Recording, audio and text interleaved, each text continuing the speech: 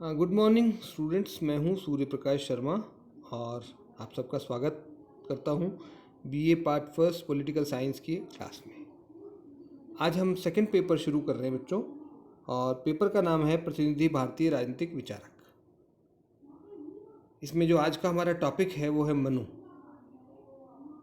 मनु और मनुस्मृति का नाम निश्चित रूप से आप लोगों ने सुना होगा, मैं ऐसा उम्मीद करता हूँ।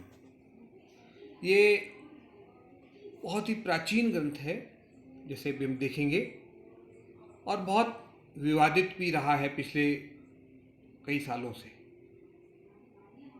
पिछली लगभग एक शताब्दी से विवाद का भी मुद्दा बना हुआ है ये। एक और तो हम इसको हिंदू सभ्यता और संस्कृति के आधार के रूप में देखते हैं। इसने हिंदू और सभ्यता और संस्कृति को के विकास का आधार बना। दूसरी ओर ये मनुस्मृति जो है उसको आजकल सोशल या सामाजिक प्रतिक्रियावाद का भी प्रतीक माना जाता है, जिसकी चर्चा भी हम करेंगे। और इससे पहले मैं हमारा जो पेपर है भारतीय राजनीतिक विचारक, उसके बारे में थोड़ी सी चर्चा करूं आपसे कि राजनीतिक चिंतन का आरंभ ऐसा कहा जाता है कि यूनान में हुआ था। जैसा आप जानते हैं राजनीतिक विज्ञान का आरंभ यूनान से होता है, अरस्तु को इसको जन्मदाता मानते हैं। वैसे ही राजनीतिक चिंतन का आरंभ भी यूनान में हुआ ऐसा मानते हैं, लेकिन अन्यत्र भी राजनीतिक चिंतन हुआ। भारत में, चीन में, पश्चिम एशिया में अगर बात करें तो हम रोम में भी हुआ, इटली में जो रोम है वहाँ पर भी, पश्चिम एशिया में भी कुछ चिंतन हुआ। लेकिन संयोगवश वो आज या बहुत लेट उपलब्ध नहीं हो पाया, बीच की शताब्दियों में वो कहीं खो गया। मनुस्मृति पहला हिंदू ग्रंथ था जो प्राचीन काल का, जो जिसके अनुवाद हुआ अंग्रेजी में, अन्य यूरोपीय भाषाओं में, जिसको भारतीय सभ्यता और संस्कृति का आधार माना गया अंग्रेजों के द्वारा।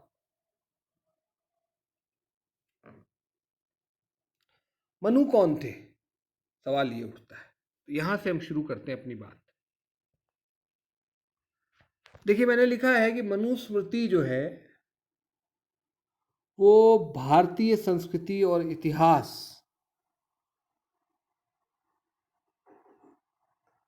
में अपना महत्वपूर्ण स्थान रखता है।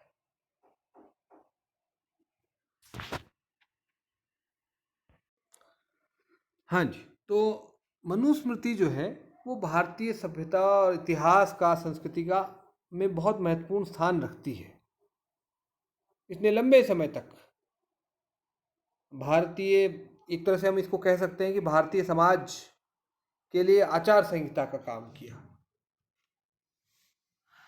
हालांकि इसे आजकल सामाजिक प्रतिक्रियावाद के प्रतीक के रूप में भी देखा जाने लगा है। और आपको पता होगा, जो हमारे संविधान निर्माता जिनको हम कहते हैं डॉक्टर भीमराव अंबेडकर, उन्होंने अपने महान आंदोलन में मनुस्मृति को जलाया था, और ये एक दास्ता के प्रतीक के रूप में भी, सामाजिक गुलामी के प्रतीक के रूप में भी इसको देखा जाता रहा है।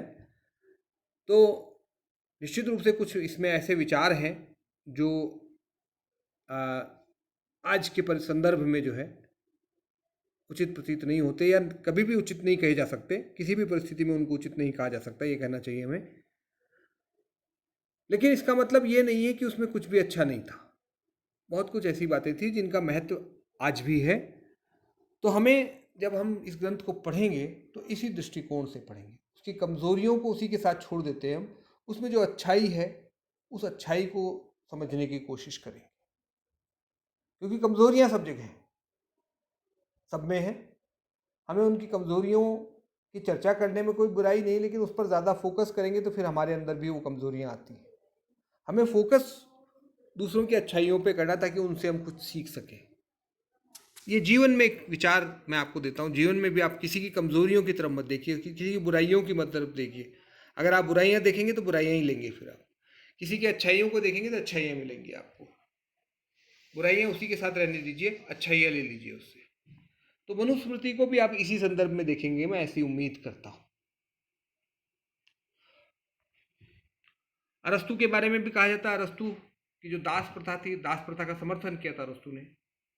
लेकिन इस एक विचार के कारण हम अरस्तु को खारिज नहीं कर सकते। अरस्तु ने बहुत कुछ ऐसा भी दिया जो आज राजनीति विज्ञान को आधार प्रदान करता है। उसी अरस्तु को, जिसने दास प्रथा का समर्थन किया था, आज हम राजनीति विज्ञान के जनक के रूप में जानते हैं। तो हर लेखक कुछ समय की जंजीरों में जकड़ा होता है, उन जंजीरों के कारण वो कुछ ऐसी चीज़ें लिखता है जो बाद के समय में अप्रासंगिक हो जाती हैं। यही मनु के साथ भी है। खैर, इस पर ज़्यादा चर्चा नहीं करेंगे भी हम। मनु कौन थे, सवाल ये उठता है। तो निश्चित रूप से इसका कोई जिसको कहें कि 100% सही जवाब जिसको हम कह सकें वो नहीं दिया जा सकता। हम इसमें जो विभिन्न मत हैं उनकी बात कर सकते हैं।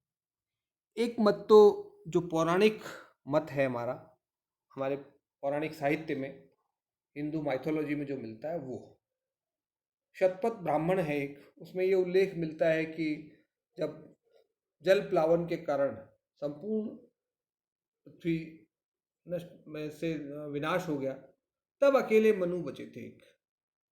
और वो एक तरह से उनको मानव जाति का पिता के रूप, फादर ऑफ मैनकाइंड के रूप में हम देखते हैं। आदि पुरुष कह सकते हैं उसको।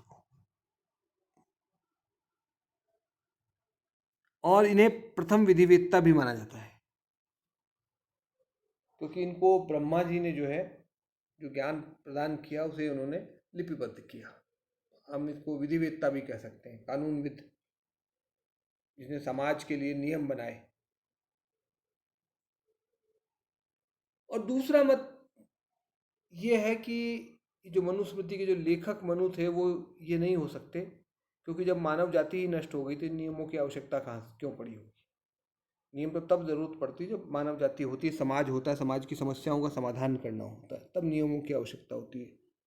तो ये माना जाता है किसी मनुओं की एक परंपरा रही है, जैसे गद्दी एक तरह से कह लीजिए आप। उस गद्दी पे समय समय जो भी बैठा वो मनु कहलाया। जैसे आजकल हमारे शंकराचार्य होते हैं, जो भी बैठते हैं वो शंकराचार्य कहलाते हैं उस गद्दी पर। तो इसी तरह से मनु भी कोई एक व्यक्ति विशेष नहीं थे, बल्कि एक विचारधारा से जुड़ा हुआ एक वह मत था, यूँ कहिए स्कूल था। उसके जो जितने लोग उससे जुड़े रहे सब मनु कहलाए। और किसी पश्चातवर्ती मनु ने जो है इस मनुस्मृति, या जिसको धर्मशास्त्र कहते हैं हम, उसकी मानव धर्मशास्त्र, उसकी रचना की होगी, ऐसा माना जाता है। नेक्स्ट स्लाइड पे आइए। मनुस्मृति का काल निर्धारण, कब लिखी गई है मनुस्मृति, सवाल ये है। तो यहाँ भी बहुत सारे मत हैं।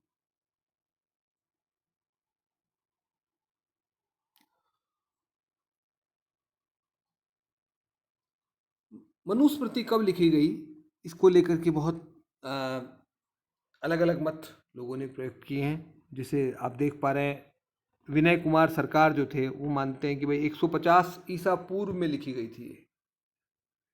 इसी तरह से मैक्स मूलर जो है एक पाश्चात्य विद्वान थे, यूरोपीय विद्वान थे, जिन्होंने संस्कृत ग्रंथों का अध्ययन किया।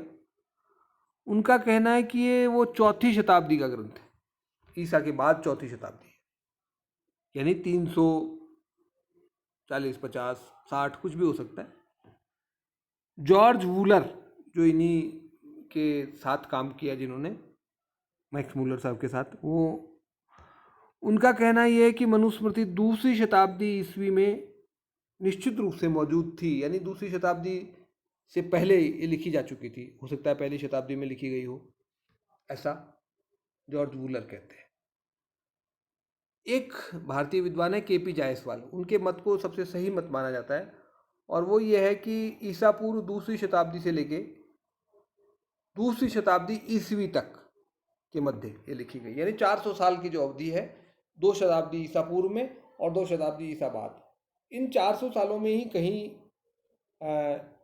ये ग्रंथ लिखा गया। तो इसमें जो है डॉक्टर विनय कुमार सरकार का मत भी आ जाता है। और जॉर्ज वूलर का मत भी लगभग आ जाता है इसमें। तो कुल मिलाकर के ये माना जाता है कि जो मनुस्मृति है वो ईसा पूर्व दूसरी शताब्दी से लेकर के ईसा के पश्चात दूसरी शताब्दी तक की अवधि के दौरान लिखी गई है। हालांकि ये किसी एक समय में लिखा गया ग्रंथ भी नहीं है। इसमें बहुत सारी ऐसी चीज़ें मिलती हैं जो लगता है कि बाद में जोड़ी गई हैं, ऐसा लगता है उनको देखने से, इसकी विशेष सामग्री को देखा जाए तो किसी एक समय में नहीं लिखा गया ये ग्रंथ। अच्छा, मैं आपको यहाँ थोड़ा सा एक चीज़ ये भी बता दूँ कि जो हिंदू कानून है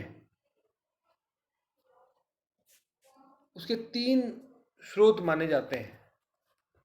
एक धर्मसूत्र जो वेदों में मौजूद है, वेदों की विभिन्न ऋचाओं में मौजूद है, और वो बिखरा हुआ है, कहीं एक जगह संहिताकृत नहीं है, और सूत्र रूप में लिखा हुआ, बहुत संक्षिप्त में लिखा गया है, सूत्र में याद करने के लिए जैसे हम सूत्र बनाते हैं वैसे ही सूत्र रूप में लिखा हुआ है। दूसरा है धर्मशास्त्र, जिसको हम स्मृतियां भी कहते हैं। वैदिक जो ज्ञान है वो श्रुत ज्ञान कहलाता है, यानी ईश्वर से सुना गया ज्ञान, वो मनुष्य ने तैयार नहीं किया उस ज्ञान को, और उस सुने हुए ज्ञान के आधार पर स्मृतियां यानी याद के आधार पर, यादाश्त के आधार पर लिखा गया ज्ञान है, ये स्मृति साहित्य है। इसको धर्मशास्त्र भी कहते हैं। ये धर्मशास्त्र धर्म सूत्र पर ही आधारित है, उन छोटे छोटे जो वाक्य थे उन्हीं पर आधारित है, उनको विस्तृत रूप में यहाँ इन्होंने लिखा है। मनु ने, कई सारी स्मृतियाँ मानी जाती हैं, मनु की थी, याज्ञवल्क्य की थी, नारद स्मृति भी है, पाराशर स्मृति है, लेकिन 2 मुख्य हैं, मनुस्मृति और याज्ञवल्क्य स्मृति। ये 2 प्रमुख स्मृतियाँ हैं, और इनमें भी मनुस्मृति का सर्वाधिक महत्वपूर्ण स्थान। अब विषय वस्तु पे आ जाइए सब। विषय वस्तु माने इसमें क्या क्या है। तो जैसे मैंने अभी आपको बताया कि हिंदुओं का जो कानूनी साहित्य है वो 3 भागों में मिलता है, हमको बांटा जाता है। उसको हमने धर्मसूत्र, धर्मशास्त्र और टीकाएं। तीसरी बात थी टीकाएं। टीका मतलब उसी पर लिखी गई किताब, धर्मशास्त्र पर लिखी गई किताब, धर्मशास्त्र को समझाने के लिए लिखी गई किताब। टीका लिखते हैं, किसी भी कठिन किताब को सरल भाषा में समझाने के लिए टीका लिखी जाती है। जैसे भगवद गीता पर बहुत सारी टीकाएं लिखी गई हैं उसी को समझाने के लिए, और ऐसे अन्य ग्रंथों पर भी लिखी गई है। तो जो मनुस्मृति है वो धर्मशास्त्र में आती है। तो धर्मशास्त्र का महत्वपूर्ण स्थान है, धर्मशास्त्र में मनुस्मृति का महत्वपूर्ण स्थान है, ये जान लीजिए आप। हिंदू जो कानूनी साहित्य है उसके 3 स्रोत हैं, और 3 में धर्मशास्त्र का महत्वपूर्ण स्थान है, और धर्मशास्त्र जिसको स्मृतियां कहते हैं हम, उन स्मृतियों में मनुस्मृति का सर्वाधिक महत्वपूर्ण स्थान है। और जो मनुस्मृति है वो मूलतः राजनीतिक प्रकृति का ग्रंथ नहीं है, राजनीति के बारे में लिखा हुआ ग्रंथ नहीं है वो।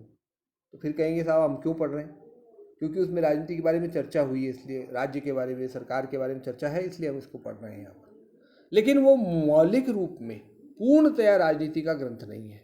राजनीति के बारे में भी चर्चा हुई है उसमें, जैसा आप देखेंगे आगे, लेकिन वो मूल रूप में राजनीति का ग्रंथ नहीं। क्या है उसमें, उसमें क्या है, उसमें देखिए, ये मानव के सामाजिक जीवन के सभी पहलुओं का उद्देश्यपूर्ण नियमन करने हेतु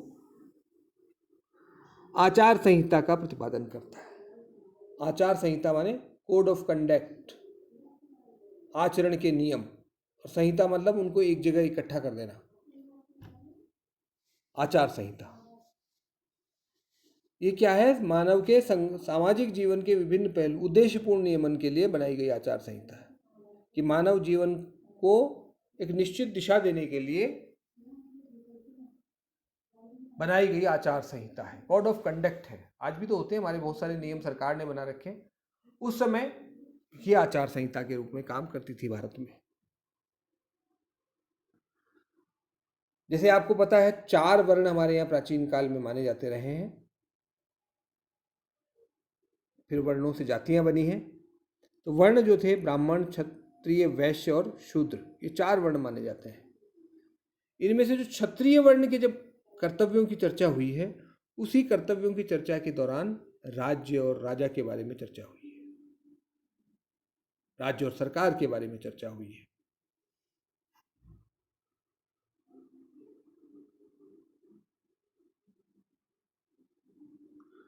मनुस्मृति को अगर देखें तो ये 12 अध्याय हैं। इसमें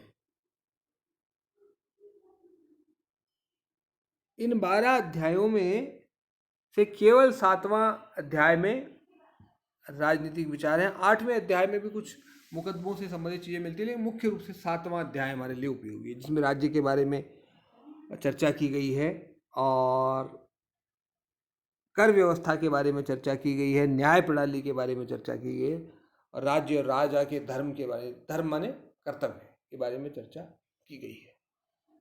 ये है मनुस्मृति की विषय वस्तु। नेक्स्ट है साहब मनु के विचारों की बात करें हम तो राज्य संबंधी विचारों की बात करेंगे सबसे पहले।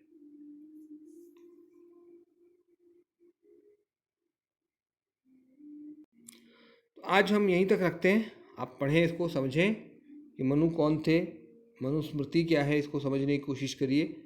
कल हम बात करेंगे मनु के राज्य संबंधी विचारों के बारे में। धन्यवाद।